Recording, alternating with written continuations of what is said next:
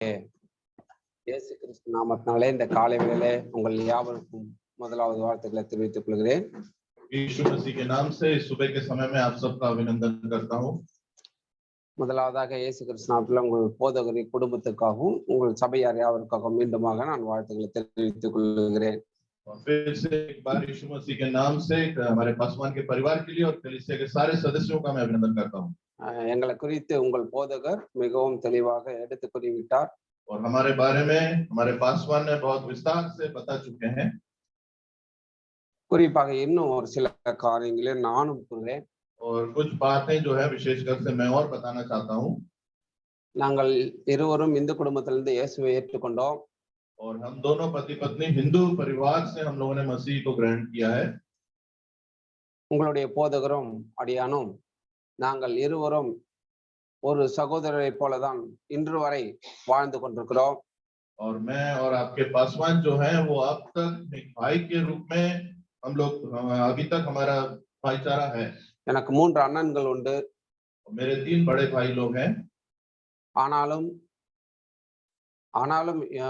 உங்களுடைய போதகர் தேவர் பிரானையும் நாங்களும் இருக்கிற அண்ணன் தம்பி உறவை போல எங்களுடைய உடன் பிறந்தவர்களிடத்துல இல்லை.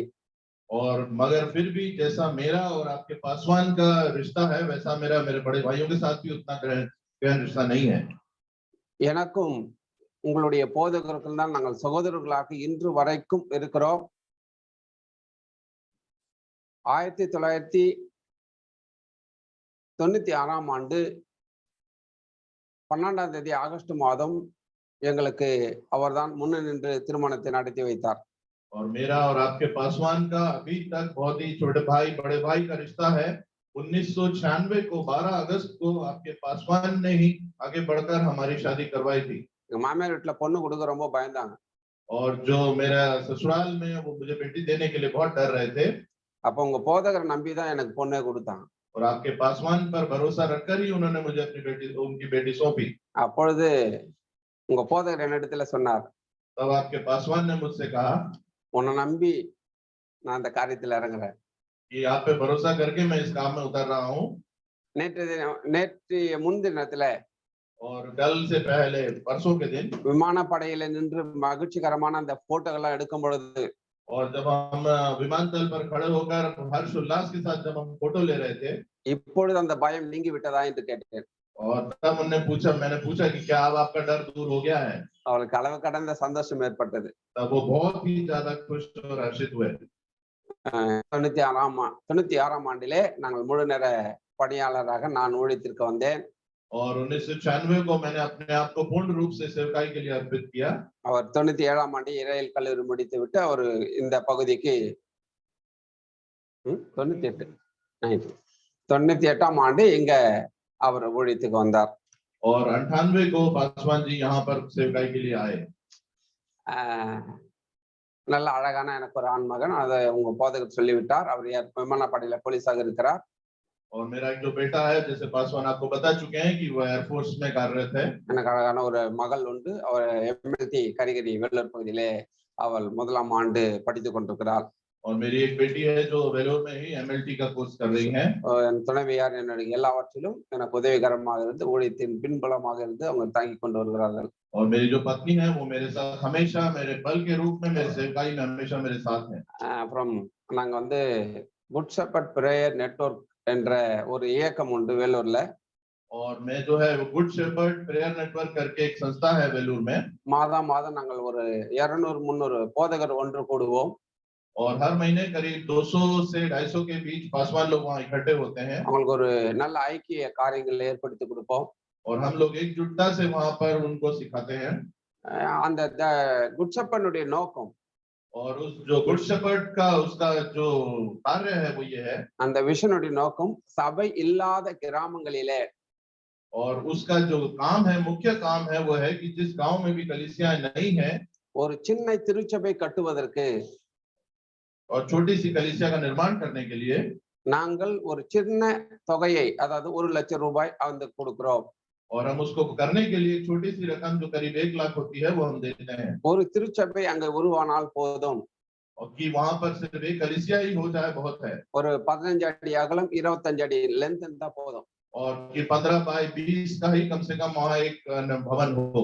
ஒரு 5 ஆண்டுகள் நடந்தால் திருச்சபையாக பெரிய வரலாறை கொண்டு வரும். और अगर 5 साल भी वहाँ कलीसिया चलती है तो बहुत बड़ा एक दायित्व होता है वहाँ। முதல் தீக்குச்சி காட்டை நெருப்பாக மாற்றுவதைப் போல எங்களுடைய தரிசனமாக இருக்கிறது. और हमारा दर्शन है कि जैसे एक दियासलाई से पूरा जंगल जल सकता है वैसे ही हमारा है। இதுவரைக்கும் 287 திருச்சபைகளை நாங்கள் கட்டி கொடுத்திருக்கிறோம் தமிழ்நாடு முழுவதும். और अभी तक हमने तमिलनाडु में करीब 287 कलीसियाओं का निर्माण किया है। அது மாத்திரமல்ல, और वैसे उतना ही नहीं, ஆத்தும ஆதாய பயிற்சி, சீசத்துவ பயிற்சி நாங்கள் டெமோ பண்ணி அதை எப்படி ஆத்துமாக்கள் ஆதாயப்படுத்த முடியும் அதுக்கு டெமோ பண்ணி அதுக்கு கிளாஸ் எடுக்கிறோம். ஒவ்வொரு திருச்சபைக்கு சென்று இலவசமாக நடத்தி கொடுக்கிறோம். और हम हर कलीसिया में जाके मुफ्त में ऐसी शिक्षा देते हैं किस तरह हम आत्माओं को दूसरे लोगों को हमारी तरफ हम ला सकते हैं मसीह में। அநேக சுயாதீன திருச்சபை போதகர்கள் அநேகர் பயனடைந்து வருகிறார்கள். और बहुत से जो स्वतंत्र कलीसिया चलाने वाले हैं उनको इसका लाभ हुआ है। சோ என்னுடைய திருச்சபை ஊழியங்களையும் கர்த்தர் பொறுப்படுத்தி செய்து கொண்டு வருகிறேன். और हमारी कलीसिया का भार भी मैं उठा रहा हूँ। அந்த குட் ஷெப்பர்ட் பிரேயர் நெட்வொர்க்லயும் என்னுடைய பங்காக இருந்து செயலாளராக இருந்து நான் அதிலேயும் ஈடுபட்டு ஊழியத்தை செய்து கொண்டிருக்கிறேன். और गुड शेपर्ड प्रेयर नेटवर्क में भी मैं अपना पूरा कारोबार देकर मसीह की सेवकाई में लगा हुआ हूँ। கர்த்தர் இந்த காரியங்களை பெரிய அளவிலே ஆசீர்வதித்துக் கொண்டு வருகிறார். और परमेश्वर इन कार्यों को बहुतायत से आशीष दे रहा है। கர்த்தர் இந்த தரிசனத்தை ஆசீர்வதிப்பாக. நீங்களும் இந்த தரிசனத்துக்காக இந்த ஊழியங்களுக்காக அடியான் குடும்பத்துக்காக ஜெபித்துக் கொள்ளும்படி அன்போடு கூட கேட்டுக்கொள்கிறேன். और परमेश्वर इन दर्शनों पे हमें परिवार को आशीष दे, ऐसे आप लोग भी इन दर्शनों के लिए हमारे लिए प्रार्थना करिए। நம்ம இன்னைக்கு ஆண்டவருடைய வார்த்தைக்குள்ள கடந்து செல்வோம். और हम अब वचन के लिए परमेश्वर के वचन में जाएंगे। இந்த நாளிலே செய்தியினுடைய தலைப்பு और आज के दिन के वचन का शीर्षक है இதுதான் என் நம்பிக்கை. और ये शीर्षक है यही मेरा विश्वास है। இதுதான் என் நம்பிக்கை और यही मेरा विश्वास है। இந்த 2 வேத பகுதியை நாம் வாசிக்க கேட்டோம். और हमने 2 भागों में से वचन को सुना था। சங்கீதம் 18ஆம் சங்கீதத்துல நம்ம வாசிக்க கேட்ட அந்த பகுதி 24 இருந்து 29 வரைக்கும், हमने भजन संहिता 18 में 24 से 29 वचन तक हमने सुना था। இந்த பகுதியை நாம் புரிந்து கொள்ள வேண்டும் என்று சொன்னால் நாம் வரலாறுக்கு செல்ல வேண்டும். और अगर हमें इस वचन के भाग को समझना है तो हमें इतिहास में जाना पड़ेगा। சில வார்த்தைகளை நாம் புரிந்து கொள்வதற்கு எப்படி இருக்கும் என்று சொன்னால், और कुछ बातों को अगर हमें समझना है तो वो इस तरह से है। கையிலே நமிச்சல் எடுக்கும் பொழுது और जब हमारे हाथ में खुजली होती है, அது சொரிந்தால் எவ்வளவு சுவையா இருக்குமோ அப்படிதமாக இருக்கும்.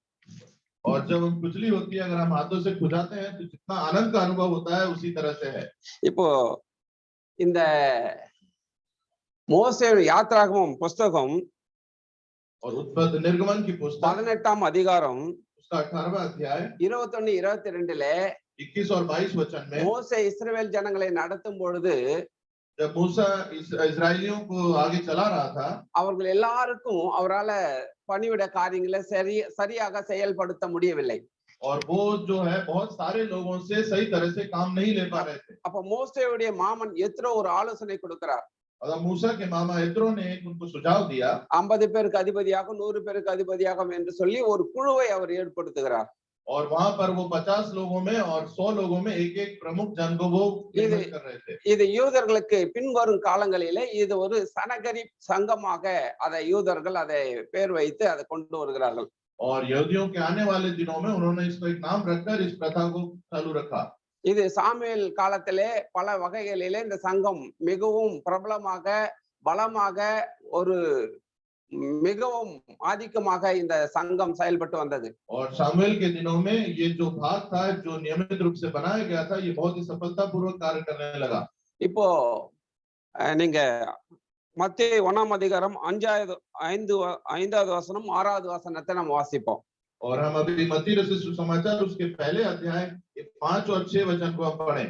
இந்த திருச்சபை 60-70 ஆண்டுகள் திருச்சபை என்பது நன்கு நான் அறிவேன். और ये कलीसिया जो है 50, 60, 70 साल पुरानी है, मैं जानता हूँ। இந்த திருச்சபை மூத்த விசுவாசிகளும் எனக்கு தெரியும். और इस कलीसिया के जो पुराने लोग हैं, बुजुर्ग लोग हैं, उन्हें मैं जानता हूँ। நீங்கள் ஆதியாகமத்திலிருந்து வெளிப்படுத்தலுக்கு போக மாட்டீர்கள். और आप उत्पत्ति से लेकर प्रकाशित वाक्य तक नहीं पहुंच पाएंगे நீங்க வெளிப்படுத்தலிருந்து ஆதியாகமம் ரிவர்ஸ்லயே படிப்பீர்கள். और आप प्रकाशित वाक्य से उल्टी दिशा में उत्पत्ति तक पढ़ेंगे அந்த அளவுக்கு உங்களுக்கு அறிவு ஆற்றல் உண்டு. और आप में इतना ज्यादा ज्ञान है। இப்போ சல்மோன் கானானுக்குள்ள போகும்பொழுது போகும் வழியிலே ராகாப் வேசியை சல்மோன் மனிதன் அவர் செல்வாக்கிலும் பொருளாதாரத்திலும் எல்லா காரியத்திலும் சிறந்து விளங்கினதுனால அவளுடைய உத்தமத்தை கண்டு ராகாப் வேசியை சல்மோன் திருமணம் செய்தார். और वहां जो सलमोन जब वो कनान को जा रहा था तब उसने देखा कि एक बहुत ही राहत जो स्त्री थी वो बहुत ऐश्वर्यवान थी, इसलिए उसने उससे विवाह किया। सलमोन और यूदन और जो सलमोन था वो एक यहूदी, रागाब पुरजादी, और जो राहाब थी वो एक अन्य जाति पुरुष थी। அவள் யூத குலத்திலே அவள் இணைந்து கொள்கிறாள் और उसको उसने यहूदियों के कुल में मिला लिया। அவனுடைய மகன் அவனுக்கு போவாஸ், और उनको एक बोआस नाम का पुत्र उत्पन्न हुआ। தந்தை எப்படி புறஜாதி பெண்ணை திருமணம் செய்தாரோ அதே போல போவாசும் ரூத்தை திருமணம் செய்து கொண்டார்। और जैसे उसके पिता ने दूसरी जाति में विवाह किया वैसे उसने भी रूत से विवाह किया। போவாசுடைய மகன் யோபேத், ஓபேத்தின் மகன் ஈசாய், और रूत से ओबेद और ओबेद से ईशे उत्पन्न हुआ। இந்த செல்வமும் இந்த ஈசாய்க்கு நல்ல செல்வம் இருக்கிறது, படைபலம் பணபலம் எல்லா பலமும் இருக்கிறது। और ईशे के पास बहुत ही बल था, उसके पास बहुत बड़ी सेना भी थी। யூதருக்கு மத்தியிலே மிகவும் உயர்ந்த ஸ்தானத்தில் இருக்கிறார்। और वो यहूदियों में बहुत ऊंचे स्थान पे था। இப்ப சனகரிப்பு சங்க தலைவராக இருக்கிறார்। और अभी वो उस दल का नेता के रूप में था। யூதர்களுக்கு பிரச்சனை, और यहूदियों के लिए एक मुश्किल उत्पन्न இவர் சுத்தமான யூதர் அல்ல, ये पवित्र यहूदी नहीं है। இவர் புறஜாதியிலே और इन्होंने दूसरी கலப்படம் செய்தவர், उन्होंने दूसरी जाति से विवाह किया है, ஆகவே ஒரு தலைவர் தகுதி இழந்தவர் इसलिए इनको नेता बनने का हक नहीं है। என்று வாக்கு எடுக்கும் பொழுது और जब ये बात उठती है அவர் பதவி இழக்கிறார்। तब उनको अपना पद खोना पड़ा। இந்த வேதனையில் அவர் ஈசாய் எல்லா அதிகாரமும் பணமும் படையும் இருந்தும் ஒரு அவமானத்துக்குள்ளாக, ஒரு வேதனைக்குள்ளாக, ஒரு கண்ணீருக்கான ஒரு நிலையிலே ஈசாய் தன்னுடைய வாழ்க்கையை வாழ்ந்து கொண்டிருக்கிறார்। और इस दुख के साथ, एक अपमान के साथ, सारा ऐश्वर्यपूर्ण होने के बाद भी इस दुख से ईशे अपना जीवन निर्वाह कर रहा था। இப்பொழுது தாவீதுடைய தாயார், और अब दाऊद की जो माँ थी, குடும்ப வாழ்க்கையில ஈடுபட முடியாத ஒரு சூழலை கணவனுக்கு மனைவிக்கு ஒரு பிளவு ஏற்படுகிறது। और वहां पे एक परिवार में एक साथ न रहने वाली स्थिति वहां पर। தாவீது தாயாருக்கு இன்னும் குழந்தை பிறக்கவில்லை। और दाऊद की जो स्त्री को अभी तक कोई भी संतान उत्पन्न नहीं हुई। குடும்ப வாழ்க்கைக்காக தாவீதுடைய தாயார் இங்க ஈசாயை பலவந்த பண்ணப்படுகிறாள்। और दाऊद की जो माता थी उन्होंने ईशे पर उतना रोक जमाया। அவருக்கு இந்த நிலையில குடும்ப ஈடுபாடிலே அக்கறை இல்லை। और उनको इस परिवार से कोई मेल मिलाप नहीं रखना था। தாவீதுடைய தாயார் அங்க சனகரிப்பு சங்கத்துக்கு இவரை இழுத்து கொண்டு வருகிறாள்। और दाऊद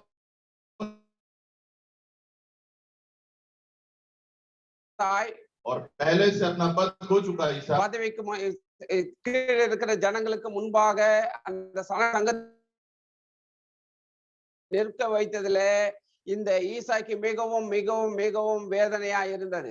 और उसको ईशा को बहुत अपमान दुख लगा कि उसको वहां उस दल के सामने एक विचाराधीन कैदी के रूप में उपस्थित होना पड़ा। இந்த நிலையில தான் இங்க பஞ்சாயத்து செய்கிறார்கள்। இவள் ஈசாய் தாவீதுடைய தாயாரை புறம் தள்ளினார்।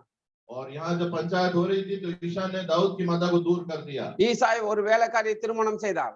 और ईशा ने एक काम करने वाली से विवाह किया। அவளோடு தொடர்பு வைத்துக் கொள்ள பிரியப்பட்டார்। और उसके साथ मेल मिलाप करना उसे अच्छा लगता। அந்த நாட்களே மின்சார விளக்குகள் இல்லை। और उस समय पर हमारी बिजली के उपकरण नहीं थे। பெண்கள் முகத்தை ஆண்கள் பார்க்க முடியாது। और जो महिलाओं का मुंह को पुरुष नहीं देखते थे। அங்க கணவன் அறைக்குள்ள போக வேண்டுமானால் और अगर पुरुष को कमरे में जाना இரவு நேரத்திலே तब अंधेरे में முக்காடு போட்டுக்கொண்டு और घूंघट डाले हुए போக வேண்டும்। तभी वैसे जाना पड़ता இப்போ था। வேலைக்காரி ஈசாயினுடைய அறைக்குள் போவதற்கு முன்பாக இந்த தாவீதுடைய அம்மா அங்க வேலைக்காரியை நிறுத்திவிட்டு அந்த வேலைக்காரியின் போர்வையை போட்டுக்கொண்டு தாவீது அந்த ஈசாயின் இடத்திலே தாவீது அங்க தாவீதுடைய தாயார் அங்க போகிறாள்। और तब जो दाऊद की माता थी उन्होंने ऐसा किया कि जब उसकी काम वाली जब उस कमरे में जाने वाली थी இந்த விஷயம் ஈசாய்க்கு தெரியாது। और ये जो बात है वो ईशा को नहीं मालूम थी। இப்பொழுது தாவீதுடைய தாயார் கர்ப்பம் தரிக்கிறார். और अभी दाऊद की माता को गर्भ हुआ இது வயிறு பெரிதான உடனே और जब उनका पेट बड़ा होने लगा இங்க யூதர்களுக்குள்ள மிகப்பெரிய கலக்கம் உண்டாயிடுச்சு. और यहूदियों में एक बहुत बड़ा कलह उत्पन्न हुआ இப்போது ஈசாயை இவளை பஞ்சாயத்துக்கு கொண்டு வந்து நிறுத்துகிறார். और ईशा ही उनको जाके पंचायत में लेकर आए நான் இவளை புறந்தள்ளினேன், कि मैंने इसको दूर कर ஆனால் दिया இவள் கர்ப்பம் தரித்திருக்கிறாள், और मगर इसको गर्भ हो गया है இவள் என்னுடைய மனைவி இல்லை, और ये मेरी पत्नी नहीं है। இந்த சனகரிப்பு சங்கம் எனக்கு நீதி வழங்க வேண்டும் என்று ஈசாய் முறையிடுகிறார். और तब ईशा कहता है कि अब इस दल को इस बारे में फैसला करना पड़ेगा। அப்பொழுது தாவீதின் தாயார் तब दाऊद की माता அங்க பஞ்சாயத்திலே வேலைக்காரியை நிறுத்தி சொல்லுகிறார், இவருக்கும் எனக்கும் பிறந்த பிள்ளைதான் இது என்று சொல்லி அங்க நிரூபணம் செய்கிறார். तब वो वहां पर उस काम वाली को खड़ा करके बोलती है कि ये मेरे और इसके द्वारा उत्पन्न हुई है। ஈசாய்க்கு பதவி இழந்தது ஒரு பக்கம், ईशा को जो पद छूट गया वो एक तरफ பஞ்சாயத்தில் நிறுத்தியது ஒரு பக்கம், और पंचायत में खड़ा होना दूसरी இந்த तरफ முறை பஞ்சாயத்துக்கு வந்ததில் அவமானம் ஏற்பட்டது ஒரு பக்கம். और इस बार पंचायत में आकर अपमान हुआ वो अलग। மிகவும் மிகவும் அவமானம் அதிகமாகிக் கொண்டே இருந்தது. और बहुत ज्यादा अपमान उसको सहना पड़ रहा था। இப்பொழுது अब இந்த ஈசாய் அவருக்கு சொந்தமாக பிள்ளைகள் அதுக்கப்புறம் பிறந்தது இருக்கிறார்கள். அந்த நாட்களிலே எத்தனை மனைவி வேண்டுமானாலும் அவர்கள் திருமணம் வைத்து பண்ணிக்கொள்வார்கள். और इन बातों के बाद ईशाई को और भी पुत्र हुए क्योंकि उस समय में बहुत सी पत्नियां रखने का रिवाज था। இப்ப இவர்களுக்கு சகோதரர்கள் உண்டு, வேலைக்காரிகள் உண்டு, எல்லாரும் உண்டு. अब इनके भाई बहन भी थे, काम करने वाले भी बहुत थे। இப்ப தாவீதையும் தாவீதுடைய தாயாரையும் ஒரு கூலி வேலை செய்கிறவர்களுக்கு அவர் அடிமையாக வைத்திருந்தார். और दाऊद को और उसके माता को जैसे काम पैसा लेके काम करने वाले एक नौकर के रूप में रखा हुआ था। ஈசாய் தாவீதை மிகவும் அருவருத்தார். அவளை கொலை செய்ய வேண்டும், கொலை செய்தால்தான் இவர் அந்த ஆட்சி பொறுப்புக்கு வர வேண்டும், தலைவர் பதவி கிடைக்க வேண்டும் என்ற ஒரு சூழ்நிலை ஏற்பட்டது. और ऐसी स्थिति हो गई थी कि ईशई जो है वो दाऊद से बहुत अधिक नफरत करता था, उसको मार डालकर उस पद में आना चाहता था। இப்பொழுது நம்ம 51வது சங்கீதம் 5வது வசனம் 6வது வசனத்திலே நம்ம பார்க்கலாம். இங்க அந்த வார்த்தையை தாவீது எழுதுற, என் தாய் பாவத்திலே என்னை கர்ப்பம் தரித்தால் நான் துர்குணத்திலே உண்டானேன் என்று சொல்லி பாவ அறிக்கை எடுக்கிறதை இந்த சம்பவத்தை வைத்துதான் இங்க எழுதுகிறார். और यहाँ हम भजन संहिता 51 उसके 5 में देखते हैं कि देख मैं अधर्म के साथ उत्पन्न हुआ और पाप के साथ अपनी माता के गर्भ में पड़ा, ऐसा दाऊद कहता है। இப்பொழுது வேலைக்காரர்கள் எல்லாம் சாப்பிட்ட மிச்ச மீதி இருந்தால் அவர்கள் போடுவார்கள். और अगर जो उनके यहाँ सेवक लोग थे उनके खाने के बाद अगर कुछ बच जाता था तो वही उन्हें दिया जाता था। வேலைக்காரரும் மதிக்க மாட்டாங்க, வேலைக்காரிகளும் மதிக்க மாட்டாங்க. அப்ப இவனுடைய சகோதரர்கள், அதாவது இன்னொரு தாய் இருக்காங்க இல்லையா, அவங்க சகோதரர்களை எப்படி மதிப்பாங்க? और वहां पे काम करने वाले भी उनको कोई भरोसा नहीं देते थे, उनकी कोई बात नहीं मानते थे। இப்பொழுது ஈசாய் என்ன ஆலோசனை சொல்றான்னா, ஒரு கொலையை செய்யும்படி திட்டமிடுகிறான். और ईशई एक सुझाव रखता है कि वो उसको मार डालने की योजना करता है। எங்க சிங்க காட்டு பகுதியிலே அவன் ஆடு மேய்க்க விடுங்கள், தன்னுடைய மற்ற மகன்கள்லாம் அரசாங்க உத்தியோகத்தில் இருக்கட்டும், இந்த தாவீது என் மகனை இங்க சிங்கம் கரடி மிகுந்த பகுதி எதுவோ அங்கே ஆடுகளை கொண்டு போய் மேய்க்க வேண்டும். அதுல ஒரு ஆடு கூட மரித்தாவோ போனாலோ அதுக்கு மிகுந்த கடுமையான தண்டனை கொடுக்க வேண்டும் என்று வேலைக்காரிகளுக்கும் கட்டளையிடுகிறார் ஈசாய். और ईशई जो है अपने सेवकों को ये आज्ञा देता है कि दाऊद को ऐसी जगह पर भेड़ चराने के लिए भेजें जहां पर सिंह और भालू बहुतायत से हों, और अगर एक भी भेड़ कम हुई तो उसका बहुत बड़ा दंड भोगना पड़ेगा। ஒவ்வொரு நாளும் உயிர் இருக்கும் என்ற நிலை இல்லை தாவீதுக்கு. और दाऊद की स्थिति ऐसी थी कि उसको हर दिन एक दिन भरोसा नहीं था कि वो जीवित रह पाएगा। இப்போ சிங்கம் கரடி உள்ள பகுதியில போகும்பொழுது ஒரு முறை கரடி ஆட்டுக்குட்டியை பிடித்து கொண்டது. और जब वो सिंह और भालू के रहने के बीच में गया तो एक बार एक भालू ने एक बकरी को पकड़ लिया। இந்த ஒரு ஆட்டுக்குட்டி காணாமல் போனால் தன் உயிர் போய்விடும் ஈசாயின் இடத்துல. और दाऊद जानता था कि अगर एक भी बकरी की बच्ची खो गई तो मेरी जान चली जाएगी। இப்போ கரடியின் இடத்தை போய் காப்பாற்ற போனால் கரடி கொன்றுவிடும். और अगर भालू के पास जाएगा लड़ने तो भालू उसे मार डालेगा, उसे जानता था। இப்போ அப்பா நிமித்தம் மரிப்பதா இல்ல கரடி நிமித்தம் மரிப்பதா? अब वो सोच में पड़ गया कि अपने पिता के द्वारा मरे या भालू के द्वारा मरे। தகப்பனை காட்டில கரடி பெட்டர். और उसने सोचा कि पिता के हाथों मरने से भालू के हाथों मरना ज्यादा बेहतर இங்க है। இப்பொழுது அந்த ஆட்டுக்குட்டியை மீட்க கரடி இடத்துல சண்டை போடுகிறார்.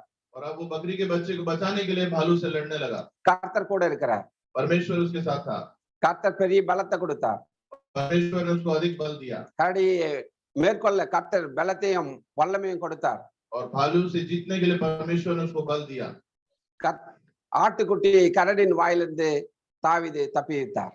और भालू के पंजों से उसके मुंह से उसने बकरी के बच्चे को बचा लिया। இன்னொரு முறை ஆடு மேய்க்க போகும்போது और एक और बार जब वो भेड़ चराने गया बकरी, இந்த சூழ்நிலை ஏற்பட்டது. சிங்கம் ஒரு முறை ஆட்டுக்குட்டியை பிடித்துக் கொண்டது.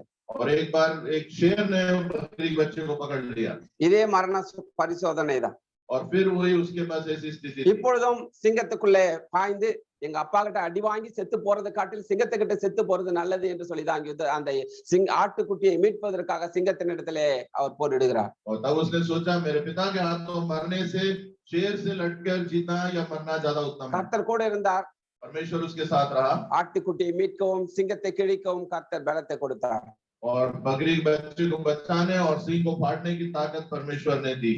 சோ இந்த நிலையில கர்த்தர் கூட இருந்து எல்லா இடுக்கணிலிருந்தும் ஆண்டவர் அவரை காப்பாற்றினார். இதை और इन सारी परिस्थितियों में परमेश्वर उसके साथ रहकर उसको बचाता रहा। 1 சாமுவேல் 17ஆம் அதிகாரம் 34ஆம் வசனத்திலே இந்த வசனத்தை யாரிடத்திலே சவுலின் இடத்திலே சொல்லுகிறார். और पहला शामिल उसके 31वें अध्याय 17वें वचन में वहां कहा जाता है। இப்பொழுது இன்னொரு சோதனை அவருக்கு நேரிடுகிறது. अब एक और मुसीबत उसके सामने आ गई।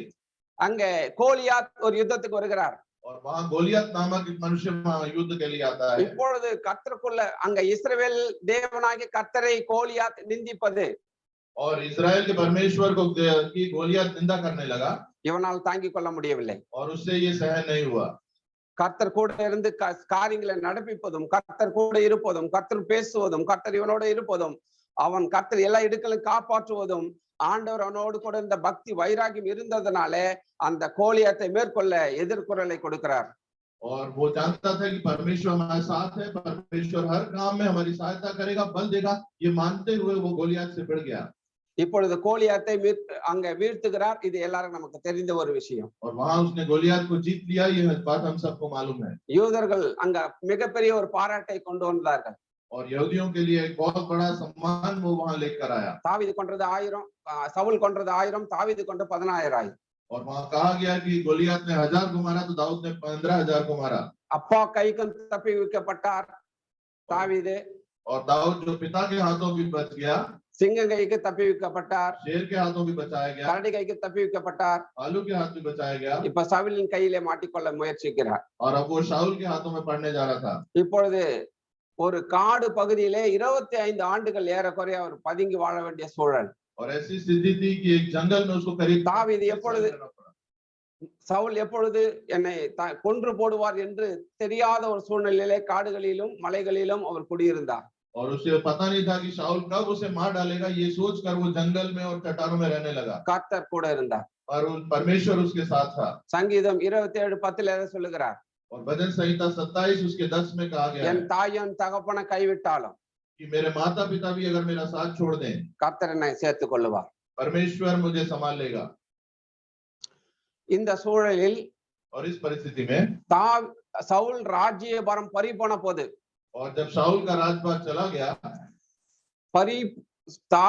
சவுலுடைய ராஜ்யம் பறி போவதற்கு முன்பாக और शाऊल का राजपाट जाने से पहले கர்த்தர் சாமுவேலை நோக்கி परमेश्वर ने शामुएल को देखकर தாவீதை ராஜாவாக அபிஷேகம் பண்ணும்படி ஆண்டவர் கட்டளையிடுகிறார் சாமுவேலுக்கு. और परमेश्वर ने शामुएल को आज्ञा दी कि दाऊद का राज्याभिषेक करना है। இப்பொழுது சாமுவேல் अब शामुएल ஈசாயின் இடத்திலே தேடி போகிறார். वो ईसाई को देखकर जाता है। அவர் மற்ற பிள்ளைகள் எல்லாம் வரிசையாக நிற்க வைக்கிறார். उसके सारे बच्चों को उसने सामने खड़ा किया। இந்த விஷயம் சவுலுக்கு தெரியாது. और ये बात शाऊल को पता नहीं थी। தெரிந்தால் கொன்று போட்டு விடுவான். अगर उसे पता चलेगा तो मार डालेगा। அவர் அபிஷேகம் பண்றது தைலம் இருக்கிறது. और उसके हाथ में अभिषेक करने की थाली थी। வரிசையில ஆட்களும் நின்று கொண்டிருக்கிறார்கள். और सामने लाइन से लोग भी खड़े थे। இந்த இடத்துல और इस जगह पर சாமுவேல் கேட்கிறார். सामुएल पूछता है, தன் இருதயத்திலே சொல்லிக் கொள்கிறார், अपने अंदर हृदय में वो कहता है, நல்ல உயரமும் நல்ல பலமும் நல்ல திராணிமா உள்ளவர் இவருக்கு ராஜா ஆக்குறதுக்கு தகுதி உண்டு என்று அவர் தனக்குள்ளே சொல்லிக் கொள்கிறார். वो अपने अंदर कहता है कि ये इतना लंबा चौड़ा बलशाली ही राजा होने का अधिकारी है, கர்த்தர் சொல்லுகிறார் இவர் இல்ல, परंतु परमेश्वर कहता है कि ये नहीं है। நீ உருவத்தை பாக்குறாய், आप ये शरीर को देख रहे நான் हैं, உள்ளத்தை பாக்குறேன். मैं तो हृदय को देखता हूँ। அடுத்தது இவனா ஆண்டவரே? अगर उसने बोला अब क्या ये है परमेश्वर, இவனும் இல்ல. परमेश्वर का ये भी नहीं है। அடுத்தவன இவனா ஆண்டவரே? तो फिर दूसरे को कहा ये क्या ये है, சோ இவனும் இல்ல.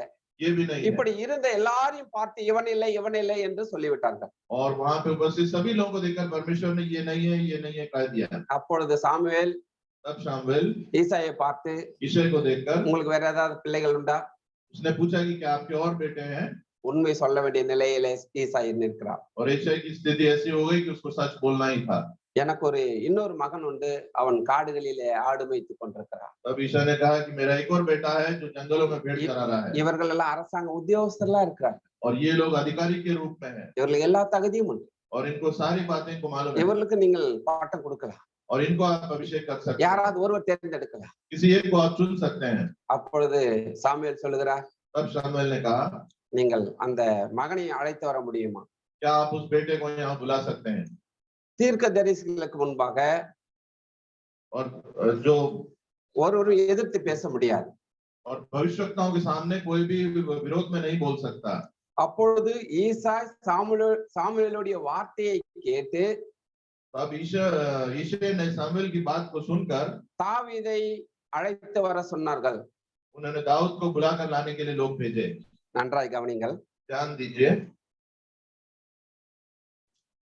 இப்பொழுது தாவீதுக்கு என்ன பயம் என்றால், अभी दाऊद को क्या भय था, நான் ஆட்டுக்குட்டி எல்லாம் பத்திரமா தானே கணக்கு கொடுத்தேன், उसको ये डर लगा कि मैंने तो सारी भेड़ बकरियों को எல்லாத்துக்கும் सही से पाला है எல்லாத்துக்கும் உத்தமமாக தானே நடந்தேன். और सारी बात में उत्तम रीति से चला हूं। இப்பொழுது என் தந்தை வர சொல்லுகிறார் என்று சொன்னால் अब अगर मेरा पिता मुझे बुला रहा है तो உயிருக்கு உத்தரவாதம் இல்லை.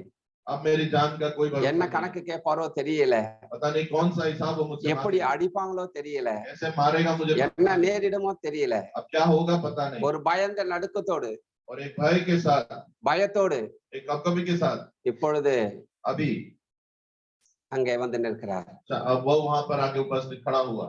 இங்கதான் மிகப்பெரிய டர்னிங் பாயிண்ட். और यहाँ ही बहुत बड़ा एक मोड़ था, இந்த திருப்புமுனை और यही जो मोड़ है வரலாற்று மாற்றி போட்டது. उसने इतिहास ही बदल कर रख दिया। இப்பொழுது கர்த்தர் சொல்லுகிறார், எவன் மேல் ராஜாவாக அபிஷேகம் பண்ணு என்று. और तब परमेश्वर कहता है इसको राजा होने के लिए अभिषेक कर। ஆடு மேய்க்கிறவனுடைய முகம், और तब भेड़ चराने वाले का मुख, தலை, उसका सिर, உடல், உடை उसका शरीर எதுவும் பார்ப்பதற்கு அழகா இல்லை. कुछ भी देखने के लिए आंडवरे। नहीं था। ஆண்டவர் இவனா? तो अब उसने पूछा क्या परमेश्वर ये? அப்பொழுது சொல்லுகிறார், நீ உருவத்தை பார்க்கிறாய், तब उसने कहा तू शरीर को நான் देखता உள்ளத்தை है, பார்க்கிறேன். मैं तो हृदय को देखता हूँ। ஆண்டவர் சொல்லுகிறார், நீ அவனை அபிஷேகம் பண்ணு. परमेश्वर कहता है तू उसका अभिषेक कर। அப்பொழுது அபிஷேகம் பண்ணும் பொழுது तब जब अभिषेक हो रहा था, இவங்க தாவீதினுடைய சகோதரர்களும் பெற்றோர்களும் இவனை வெறுத்தவர்கள் அத்தனை பேருக்கும் முடி நேராக நிற்கிறது. और उसके सारे भाई लोग और उसके परिवार के सारे लोगों के रोंगटे खड़े हो गए। இதைதான் சங்கீதம் 23 எழுதுகிறார், என் சத்துருக்களுக்கு முன்பாக என் தலையை எண்ணெயினால் அபிஷேகம் பண்ணினீர். और यही भजन संहिता 23 में लिखा है कि मेरे शत्रुओं के सामने मेरे सर पर तूने तेल डाला है। இப்பொழுது ஒரு மிகப்பெரிய பந்தி அந்த நாட்களிலே ராஜாவாக வர வேண்டும் என்று சொன்னால் மிகப்பெரிய பந்தி, அதாவது ஒரு விருந்து கொடுக்க வேண்டும். और उस समय ऐसा था कि अगर कोई राजा बनता है तो उसे बहुत बड़ा भोज करना पड़ता था। அப்பொழுது சாமுவேல் தீர்க்கதரிசிகள் மட்டும் பிரதான இடத்தில் இருக்க வேண்டும். और तब जो शामुएल भविष्यवक्ता है वही ऊंचे स्थान पर पे रहते हैं, சனகரிப்பு சங்கத்தார் கீழே இருக்க வேண்டும். और दूसरे जो दल के लोग हैं वो नीचे रहते हैं। அது மற்ற யூதர்கள் எல்லாரும் அந்த பகுதியில் இருக்கிறவங்களும் அணி அணியாக வரிசையாக அமர வேண்டும். और यहूदी लोग जो उस प्रांत में रहते हैं वो बारी बारी से वहां बैठते हैं। அந்த விருந்திலே और उस भोज में முன்னும் தொடையை விருந்தாக வைத்து சாமுவேல் தீர்க்கதரிசியும் இங்க ஆடு மேய்த்து கொண்டிருந்த அரைங்குறையமான ஆடைகளை அணிந்து கொண்டிருந்த அலங்காரம் இல்லாத ஒரு தாவீதை தன் விருந்துக்கு அழைக்கிறார். और वहां पर भोज की सारी चीजें सामने रखकर शामुएल जो है वो दाऊद को वहां बुलाते हैं। தாவீதின் நிமித்தம் இப்பொழுது தந்தைக்கும் தன்னுடைய சகோதரர்களுக்கும் அங்க இருந்த யூதர்களுக்கும் மிகப்பெரிய ஒரு நடுக்கம் வந்து விட்டது. और दाऊद के द्वारा वहां उसके पिता को और उसके सारे भाइयों में एक डर उत्पन्न हो गया। 113 சங்கீதத்துல வாசிக்கிறபடி और 113वें भजन அவர் संहिता में हम पढ़ते அவர் हैं எளியவனை குப்பையிலிருந்தும் சிறியவனை புழுதியிலிருந்து எடுத்து தம ஜனத்தின் அதிபதிகளோட பிரபுக்களோடு கூட உட்கார பண்ணுகிறார். और वो छोटे लोगों को वो कंगाल को मिट्टी पर से और दरिद्र को घोड़े पर से उतार कर ऊंचा करता है இந்த சம்பவத்தை வைத்துதான் அங்க அதை எழுதுகிறார் அந்த வார்த்தையை. और इसी बात को रखकर वहां पर उसने उस बात को लिखा ஒரு பக்கம் ஒரு காலங்கள் இது கடந்தது, और एक समय जो बीत गया இது சவுல் ராஜாவுக்கு தெரிந்தது. और वो शाऊल राजा को ये बात पता चली இவனை கொலை செய்ய வேண்டும் என்று சவுல் ராஜா முழு படையும் ராணுவ படை முழுவதுமாக எல்லா பக்கத்திலையும் தேடுகிறார்கள். और उसको मार डालने के लिए शाऊल अपनी पूरी सेना के साथ चारों ओर उसको ढूंढ रहा था ஒரு முறை ஒரு மலை பகுதியிலே அவர் வந்து விட்டார். और एक बार वो एक पहाड़ी क्षेत्र में चट्टान के இந்த पास பக்கம் पहुंच गया। போனால் ராணுவ படை சிக்கிக் கொள்ளுவார், और अगर इस तरफ जाएगा तो सेना के இந்த हाथों में பக்கம் पड़ போனால் जाएगा। அங்க போக முடியாது. और उस दूसरी तरफ वो जा नहीं இன்னும் ஒரு सकता। பகுதி உண்டு, एक और रास्ता था அது அடிக்கடி அது ஒரு பாலைவனம். और वो हमें अक्सर एक खाई के இரண்டாவது ऊपर रहते சுண்ணாம்பு हैं। பாறை நிறைந்த பகுதி, அப்படி கொக்கி மாதிரி இருக்கும். और बहुत से नुकीली चट्टानों से घिरा हुआ स्थल था அந்த பகுதியை கடக்க வேண்டும் என்று சொன்னால் மிகப்பெரிய ஆபத்து நிறைந்தது. और अगर उस जगह को पार करना है तो बहुत बड़ी समस्या थी। இப்பொழுது अब அந்த காட்டு பகுதியிலே ராணுவ படை மூடிக்கொண்டதுனால இப்ப தப்பிக்கிறதுக்கு வழியே இல்லை. और उस जंगल को सेना ने घेर लिया था, इसलिए उसके पास बचने का कोई स्थान नहीं था। இன்று என்னுடைய முடிவு வந்து விட்டது என்று தாவீது நினைத்தார். और दाऊद ने सोचा कि अब तो मेरा अंत समय आ गया है। இப்பொழுது கர்த்தர் ஒரு மாற்றத்தை ஏற்படுத்துகிறார். और तब परमेश्वर ने उस स्थिति को बदला அரண்மனையிலிருந்து திடீர்னு ஒருவன் வந்து और राजभवन से एकदम से एक दिन आकर உம்முடைய படையை பிடிப்பதற்கு படை எடுத்துக்கொண்டு நெருங்கி விட்டார்கள் என்று சொல்லும் பொழுது कि आपके भवन को पकड़ने के लिए दूसरी सेना वहां आ रही है करके, சவுலுடைய ராணுவ படை பின்வாங்கி போனது. और तब शाऊल की सेना पीछे हो गई। அந்த கடுமையான வழியிலே மலை பகுதியிலே பாலைவனத்திலே சூறா காற்று பயங்கரமாக வீசக்கூடிய பகுதிக்கு இவர் வேற வழி இல்லாமல் உயிர் தப்பிக்க அந்த பகுதிக்கு போகிறார். और उस पहाड़ी में जहां बहुत ज्यादा आंधी तूफान चलता था, उसमें अपनी जान बचाने के लिए वो वहां गया। இப்ப அந்த பகுதியில போகும்பொழுது அங்க டஸ்ட் இருக்கும், அதாவது தூசி இல்ல, அது டஸ்ட் ஒரு சூறாவளி போல வரும், அது இருக்கிற பள்ளத்துல மூடிடும். और जब उस स्थान पर धूल का जो भंडार उठता था वो उस पूरे जगह को ढक लेता था। இந்த பகுதியிலே அந்த சூறை காற்று வந்த போதும் கர்த்தர் கூட இருந்து அந்த சூறை காற்றுக்கு ஆண்டவர் தப்பிவித்தார்.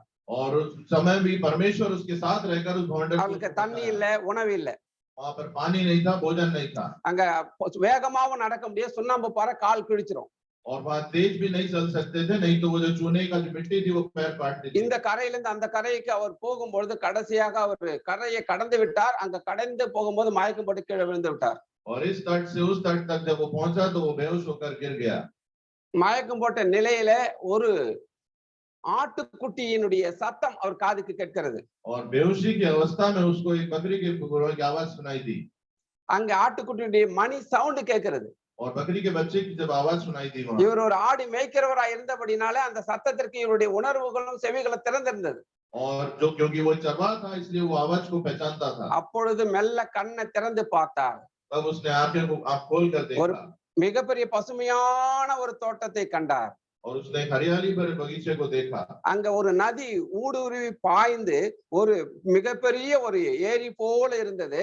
அதுல அமைதியான தண்ணி, அதுல உண்டு அந்த நதி வந்து அதுல தங்கி அது கீழே இறங்கி போகிறது. और वहां उसने देखा कि एक नदी बहती हुई एक समतल जगह पर आकर रुककर फिर आगे बहती है। அங்க ஒரு ஆடு மேய்க்கிறவர் எல்லா ஆடுகளையும் கூட்டி கொண்டு வந்து அந்த தண்ணீரை தண்ணி கொடுக்க வைக்கிறார். और तब वो चरवाहा वहां सारी भेड़ों को लाकर वहां उन्हें पानी पीने देता है। இவரும் ஒரு ஆடு மேய்க்கிறவனா இருந்தபடினாலே और क्योंकि ये भी एक चरवाहा था इसलिए இவருக்கு அந்த நிலைமை நன்றாக தெரிந்திருந்தது. इसलिए उसको परिस्थिति बहुत अच्छी तरह से मालूम थी। அதுதான் 23ஆம் சங்கீதத்துல சொல்ல கர்த்தர் என் மேய்ப்பராய் இருக்கிறார். और यही 23वें भजन संहिता में कहा है कि परमेश्वर நான் मेरा தாழ்ச்சி चरवाहा அடையேன், है, நான் தாழ்ச்சி அடையேன். और मुझे कभी घटी नहीं होगी। அந்த சூறா காற்றுல சிக்கிக் கொள்ளும் சொல்ல மரண இருளில் பள்ளத்தாக்கிலே நடந்தாலும் और जब वो उस भंडार में फंस गया था उसने कहा कि பொல்லாப்புக்கு பயப்படேன். तो भी तूफान से नहीं ஏன் डरूंगा। அந்த பொல்லாப்புக்கு பயப்படணும்? எங்க அப்பா கிட்ட இருந்து ஆண்டவர் காப்பாத்தினார், वो क्यों हानि से नहीं डरता? क्योंकि சிங்கத்தை கிட்ட இருந்து காப்பாத்தினார், उसने शेरों से बचाया, கரடி கிட்ட இருந்து காப்பாத்தினார், भालू से भी बचाया, சவுல் கைக்கு இருந்து என்ன காப்பாற்றினார். और शाऊल के हाथ से भी उसे बचाया। இதுதான் இந்த வார்த்தையை அவர் விவரிக்கிறார். और इन्हीं बातों को वो प्रकट करता है இந்த சங்கீதத்தை இதை இதோடு இணைத்து பார்க்கிறார். और इस वंश संहिता को वो जोड़कर देखता है। இப்பொழுது अब அவர் காடுகளில் இருக்கும் பொழுது और जब वो जंगल में था, ஊருக்குள்ள வராத போது जब वो गांव में नहीं आया था, இப்ப 18ஆம் சங்கீதத்தில் நான் வாசிக்கப்பட்டதை அந்த பகுதிக்கு வந்து விட 5 நிமிடத்தில் முடித்து விடுகிறேன். और हमने जो भजन संहिता 18 पढ़ा था उसमें हम आ जाएं, ஏன்னா உங்களுக்கு அடுத்த மீட்டிங் இருக்குது. क्योंकि आप अभी मैं खत्म कर दूंगा जल्दी, क्योंकि आपकी दूसरी मीटिंग भी है। இப்பொழுதே யாரும் தூங்கி விடாதீர்கள். अभी से कोई सो ना जाए। நான் சுருக்கமாக முடித்துறேன். இப்பொழுது அவர் மலைகளிலே அந்த ஆகாரம் இல்லாமல் அங்கு காடிலே கிடைக்கக்கூடிய உணவு தண்ணி இதைதான் புசிக்க வேண்டும். அங்க பாம்புகள் உண்டு, விஷப்பூச்சிகள் உண்டு, கொடிய மிருகங்கள் உண்டு. और अब वो जो पहाड़ी पे था तो उसे वहां मिलने वाली चीजों से ही अपना पेट भरना था, वहां जहरीले जीव जंतु भी थे। அந்த இடத்துல வைத்துதான் இந்த பகுதியை எழுதுகிறார். और वहीं पर बैठकर उसने इस भाग को लिखा। நீங்க சவுல் ராஜா தாவீது கிடைக்காதபடினாலே தன்னுடைய ஊர் மக்களை அதில் எல்லாவற்றையும் அவர் இடித்து விட்டு எல்லாவற்றையும் தீயிட்டு கொளுத்தி விட்டார். और जब शाऊल राजा को दाऊद नहीं मिला तब उसने वहां पे उपस्थित सारी चीजों को वहां जला दिया। அந்த காலத்திலே விளக்கெல்லாம் தண்டில் வைத்து எண்ணெய் ஊற்றி எரிய விடுவார்கள். और उस समय में मशालों को आग लगाकर साथ में रखते थे। இப்ப தாவீதுக்கு ஒரு ரகசிய தகவல் வருகிறது. और दाऊद के पास एक रहस्यमयी सूचना आती है। உன் வீடு இருண்டு கிடக்கிறது, कि तुम्हारा घर जो है वो ढा दिया गया है। உன் ஊர் முழுவதும் இருண்டு கிடக்கிறது, और तुम्हारे गांव में पूरा अंधकार है, எல்லாம் இருளாகி விட்டது और सारे अंधकार वहां छा गया है என்று தாவீதுக்கு செய்தி வருகிறது. और ये सूचना दाऊद के पास पहुंचती है। தாவீது அந்த மலை குகையிலே நின்று அழுது கொண்டிருக்கிறார். और दाऊद उस चट्टानी गुफा में बैठकर रो रहा है। அப்பொழுது ஒரு மான் तब एक हिरण மலை உச்சியிலே ஏறி நின்றதையும் அது அமர்ந்திருந்ததையும் அவர் பார்க்கிறார். और उसने देखा कि वो हिरण जो है पहाड़ की ऊंची चोटी में बैठा हुआ है। அப்பொழுது தனக்குள்ளே தன்னைத்தானே பலப்படுத்திக் கொண்டு இந்த வார்த்தையை அவர் எழுதுகிறார். और तब उसने अपने आप को बलवंत कर कर ये बातें लिखी। உம்மாலே நான் ஒரு சேனைக்குள் பாய்வேன், और मैं आपके द्वारा ஒரு மதிலை தாண்டுவேன், एक दीवार को मैं बांध लूंगा, என் விலதுக்கு ஏற்றுவீர்.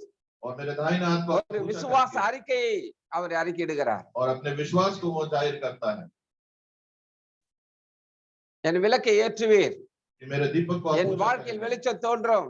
और मेरे जीवन में उजाला होगा। இந்த மான் எப்பொழுது உயரமாக இருக்கிறது அப்பொழுது கர்த்தர் சொல்லுகிறார் அவனுடைய உணர்வோடு, இந்த மானை பார், இந்த மலை உச்சியில் எப்படி உயர்ந்திருக்கிறதோ परमेश्वर उस हिरण के बारे में उससे कहता है कि जैसा ये हिरण उस चोटी पर बैठा है, அவ்விதமாக உன்னுடைய வாழ்க்கையும் உயர்ந்திருக்கும். और उसी तरह तेरा जीवन भी ऊंचाइयों पर होगा। இதைதான் அங்க எழுதுகிறார். और वही वो वहां पर लिखता है। இப்பொழுது நம் செய்தியுடைய தலைப்புக்கும் குறிப்புக்கும் சென்று நம்ம முடித்து விடுவோம். और अभी हम अपने संदेश के शीर्षक पे जाकर उसको खत्म करेंगे। செய்தியுடைய தலைப்பு, और इस संदेश का शीर्षक, இதுதான் என் நம்பிக்கை, और यही मेरा विश्वास है, இதுதான் என் நம்பிக்கை. यही मेरा विश्वास है। முதலாவது குறிப்பு, पहली बात, என் விளக்கு எரியும். मेरा दीपक जलता रहेगा।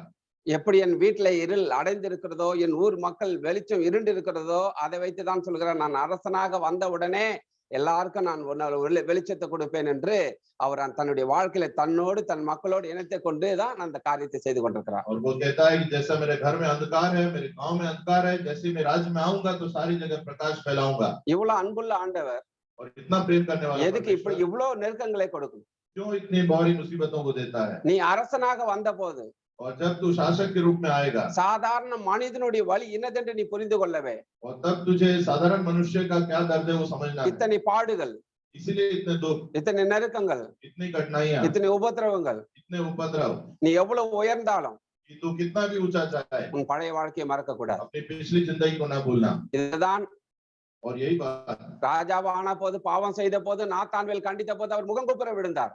और जब राजा के आने के बाद जब उसने पाप किया और नातानवेल ने जब उसको दर्शाया था वो मुंह के बल गिरा। ஆகவே முதல் குறிப்பு, और दूसरी बात, என் விளக்கு எரியும். पहली बात, मेरा दीपक जलता रहेगा। இரண்டாவது குறிப்பு, दूसरी बात, என் வாழ்வில் வெளிச்சம் தோன்றும். और मेरे जीवन में प्रकाश होगा। மூன்றாவது, तीसरी बात, என் வாழ்க்கை உயரும். और मेरा जीवन ऊंचाइयों पर होगा।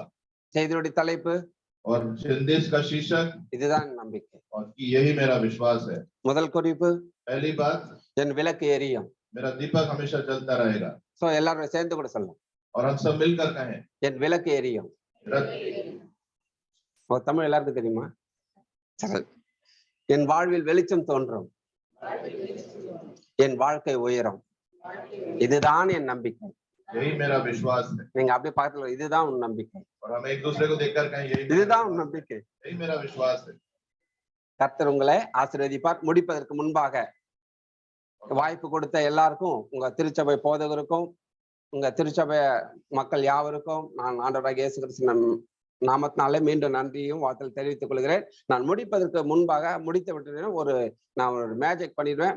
முடிச்சுட்டு உடனே நம்ம முடிச்சிடலாம். சரிங்களா? நீங்க கையெல்லாம் கொஞ்சம் ஃப்ரீயா வச்சுக்கோங்க. உங்க கையில எல்லாம் பூ வர வைக்க போறேன். கையை மட்டும் நான் செய்யற மாதிரி செய்யுங்க. और अपने हाथों को बिल्कुल खाली रखकर ऐसा कुछ करिए। मैं एक स्मॉल एक्सरसाइज, एक स्मॉल छोटी से एक्सरसाइज है। ரெடியா? ரெடியா? செல்லா பண்ணும் போதுங்க. ரெடியா இருக்கிறது பைபிள் பின் பார்த்து ரெடி 1 2 3 ரெடி 1 2 3 ரெடியா வச்சுங்க. கை கரெக்டா வச்சுங்க. கரெக்டா வச்சுங்க. அப்புறம் எப்படி போயிடும்? பூ கீழே வந்துடும். நல்லா பண்ணா. ரெடி ரெடி கரெக்டா ரெடி 1 2 3 ரெடி. கடைசி டைம். ரெடியா இருங்க. ரெடி 1 2 3 உங்க எல்லாருக்கும் சோத்திரம். உங்களுக்கு ரட்சிப்பு வரும். आप सबका धन्यवाद। आप सब நன்றி. धन्यवाद।